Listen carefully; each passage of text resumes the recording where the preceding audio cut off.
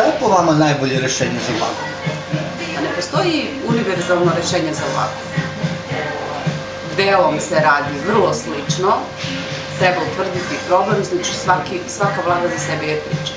Kad se registruje problem, onda se pristupava rešavanju problema.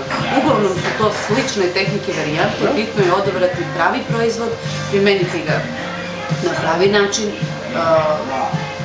Ja dosta sam imala iskustva najviše sa postavljenim proizvodima, probala sam i neke druge, videla sam da nemam toliko sigurnost povodom davanja garancija i onda sam nastavila sa istim. Gospođa Vaska, zašto izabrati baš Kosterove proizvode?